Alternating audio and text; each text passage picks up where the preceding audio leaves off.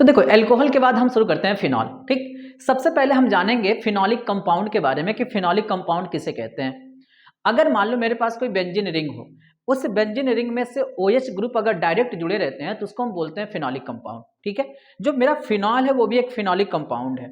तो सबसे पहले तो हम ये जान गए कि फिनॉलिक कंपाउंड किसे कहते हैं। किसी बेंजीन रिंग में से OH ग्रुप डायरेक्ट जुड़े रहते हैं तो उसको हम क्या बोलते हैं, फिनॉलिक कंपाउंड कहते हैं। और जरा हम एग्जाम्पल देखते हैं। सपोज करो कि मेरे पास ये एक बेंजीन रिंग है और इस बेंजीन रिंग में OH जुड़ा हुआ है। तो देखो इस बेंजीन रिंग में OH जुड़ा है ना, तो इसको क्या पढ़ोगे, फिनॉलिक कंपाउंड पढ़ोगे। इसका नाम होता है फिनॉल, यही फिनॉल है आपका। अगर मान लो ये मेरे पास बेंजीन रिंग था, इस बेंजीन रिंग के साथ मान लो यहाँ पे CH3 जुड़ा हुआ है और यहाँ पे OH जुड़ा हुआ है। तो देखो OH डायरेक्ट बेंजीन रिंग से जुड़ रहा है कि नहीं जुड़ रहा है, जुड़ रहा है। आजू बाजू में क्या जुड़े हैं ये मैटर नहीं कर रहा है, मैटर ये कर रहा है कि OH ग्रुप क्या डायरेक्ट बेंजीन रिंग से जुड़े कि नहीं। डायरेक्ट जुड़ गए तो वही मेरा फिनॉलिक कंपाउंड होगा। फिनॉलिक कंपाउंड ये भी है, इसका नाम है, इसको हम पढ़ते हैं आर्थोक्रिसॉल पढ़ते हैं।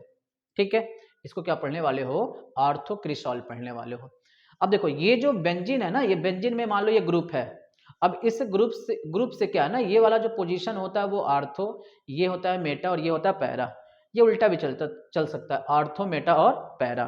ठीक, अब देखो मान लो ये मेरे पास बेंजीन रिंग था, इस बेंजीन रिंग के साथ OH जुड़ा है और यहाँ पे क्या है, CHO जुड़ा है। ठीक है, ये भी फिनॉलिक कंपाउंड ही है। इसका नाम होता है सैलिसिल डिहाइड।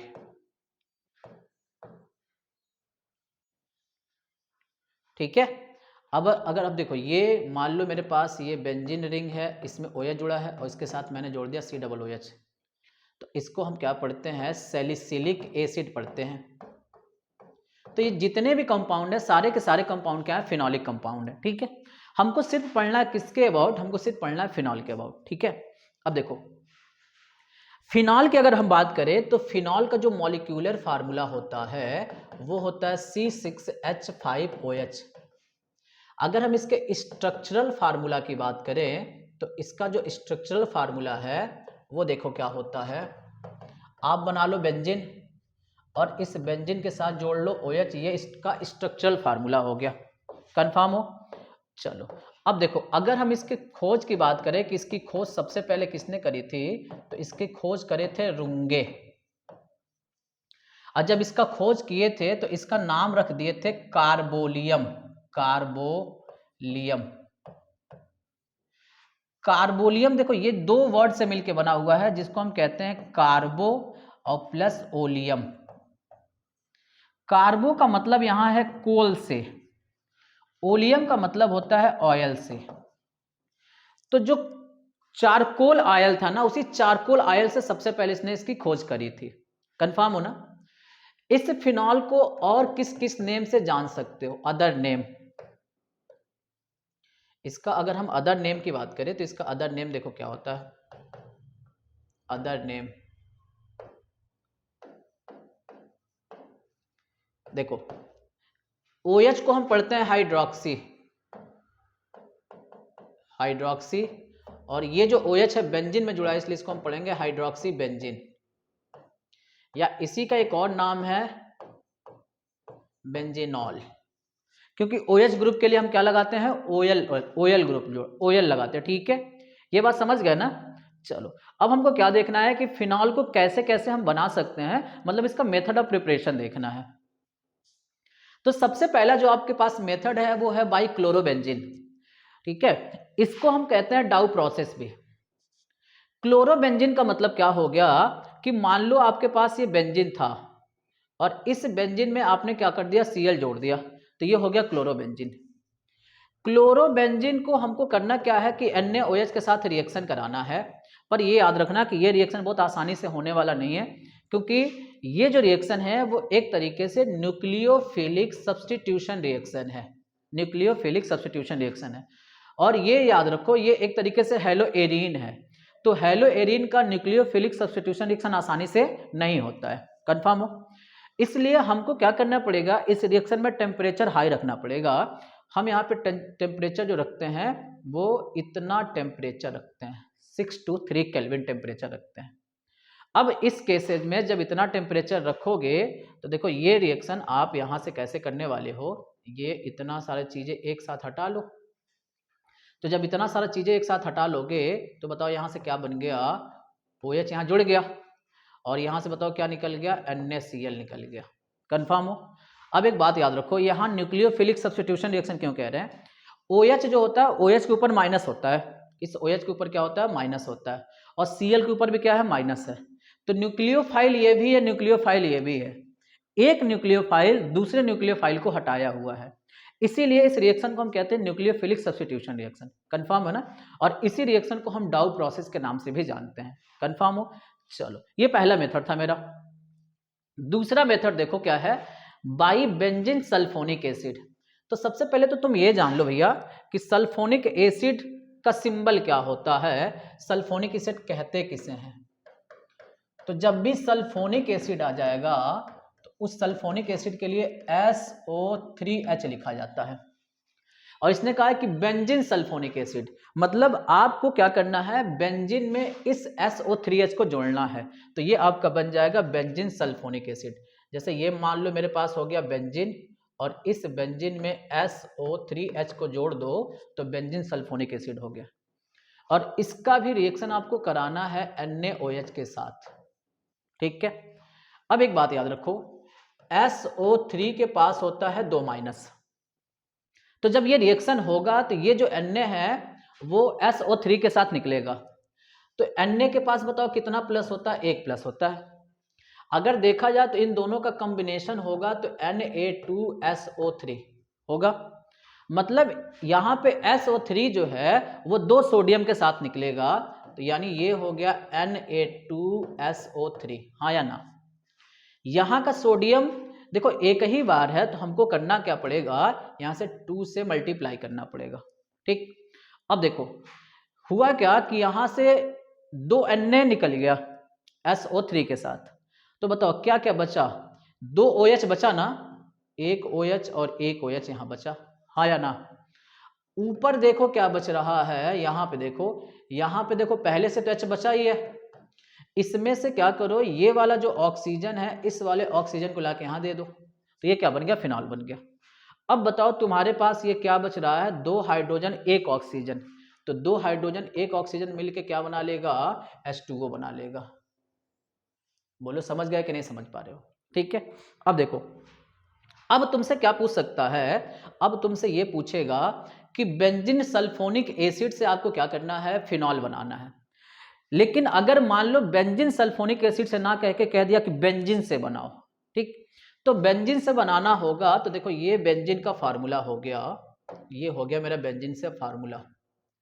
तो तुमको करना क्या है कि देखो बेंजीन में हर जगह H होता है, ये सब जगह H होता है, ये बेंजीन है मेरा, ये सब जगह H होता है। अब इस बेंजीन को तुम क्या करोगे, या तो H2SO4 के साथ ट्रीट कर दो, या तो ओलियम के साथ ट्रीट कर दो, H2S2O7, इसको हम ओलियम कहते हैं, H2S2O7 इसी को हम कहते हैं ओलियम। तो या तो ओलियम के साथ इसको ट्रीट कर दो, या तो सल्फ्यूरिक एसिड के साथ ट्रीट कर दो। अब होगा क्या कि जब आप इसके साथ रिएक्शन कराओगे तो ये आपका बन जाएगा सल्फोनिक एसिड, और सल्फोनिक एसिड जब आपको मिल गया, बेंजीन सल्फोनिक एसिड, NaOH के साथ रिएक्शन करा दो, ये आपका फिनॉल बन के तैयार हो जाएगा। तो बेंजीन से कहेगा तो एक स्टेप आपको बस बढ़ा लेना रहेगा इसमें, कंफर्म ना, ये बात तो हम समझ गए। चलो अच्छा, अब देखो अगला हमको क्या है कि bi benzene diazonium chloride. देखो ये N हो गया, अगर N2 लिख दिया तो डाई नाइट्रोजन हो गया, और अगर इसके ऊपर आपने एक प्लस लगा दिया तो इसको आप पढ़ने वाले हो डाई एजोनियम, ये डाई एजोनियम हो गया।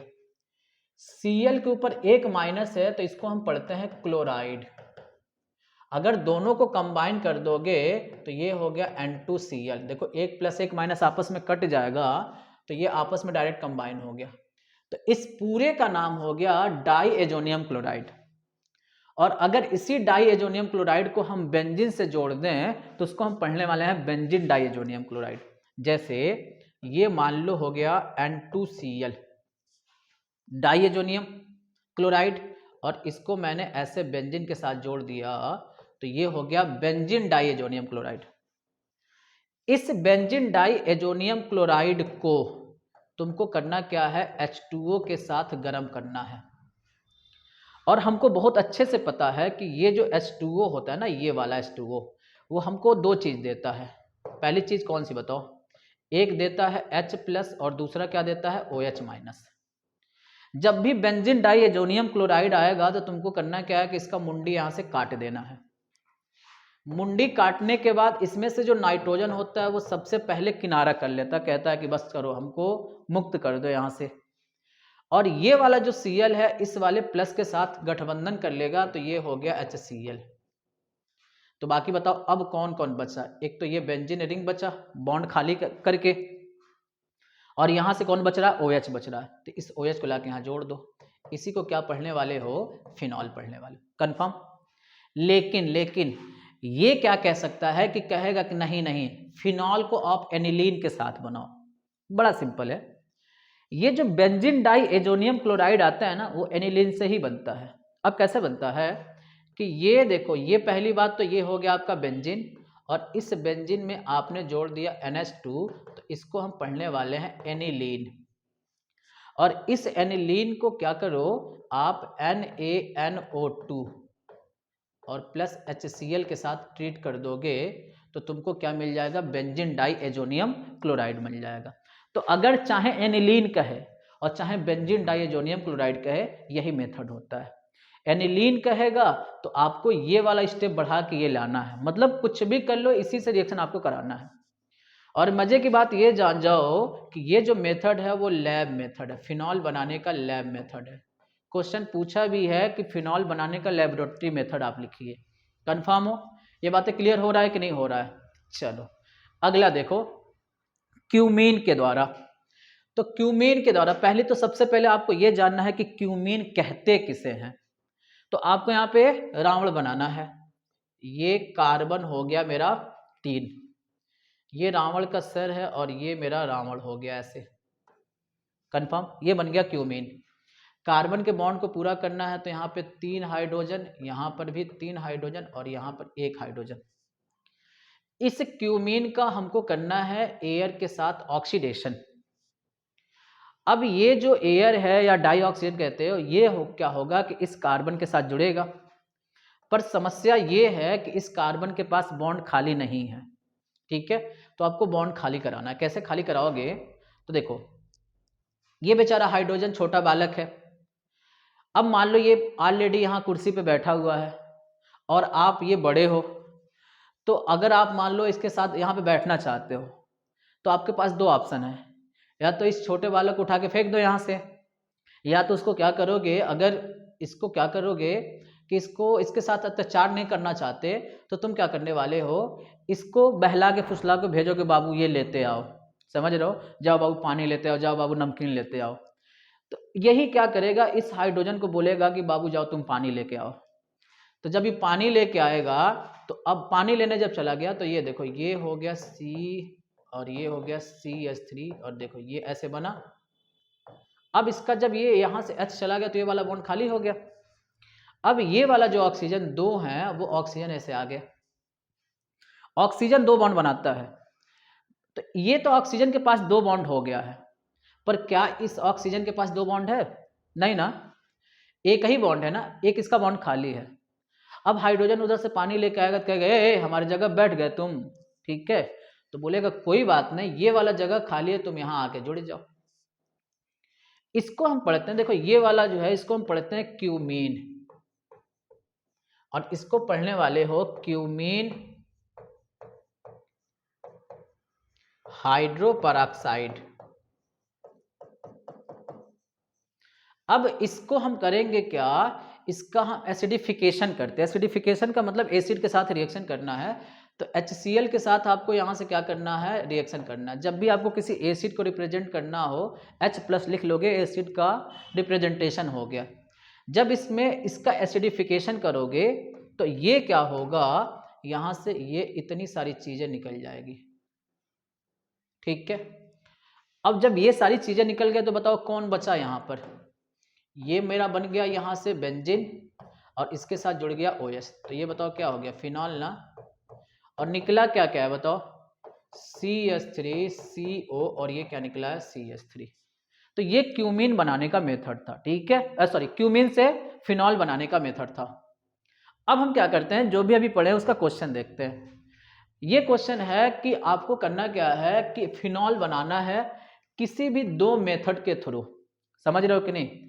और ये वाला क्वेश्चन देखो 14, 16 और 18 में पूछा है कि फिनॉल को किसी भी दो मेथड के थ्रू आप बना लो, ठीक। तो अभी तक तो आप इतने मेथड पढ़ लिए, उस किसी भी मेथड को अप्लाई कर लोगे, फिनॉल बनके तैयार हो गया। ये हो गया क्वेश्चन मेरा।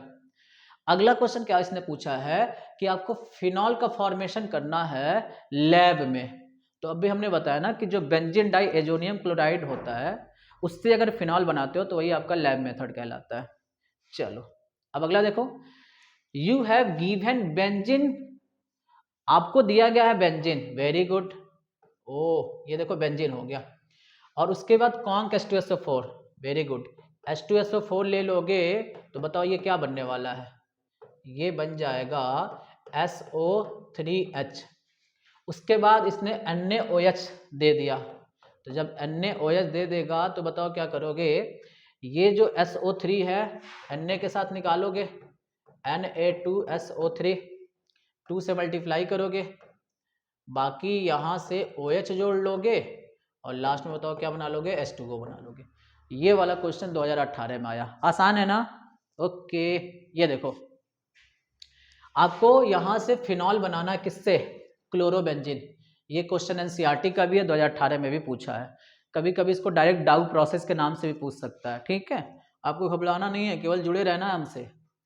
ये कह रहा है कि आपको फिनॉल बनाना है किससे, क्यूमीन से। ये क्वेश्चन भी NCERT है, 2018 में भी पूछा है, ठीक है। तो ये फिनॉल बनाने का ये जो मेथड था मेरे ख्याल से आपको काफ़ी अच्छा भी लगा होगा, और लगभग आप सब समझ भी गए होगे। बोर्ड में आएगा तो आप सारे क्वेश्चन कर भी लोगे, ठीक है।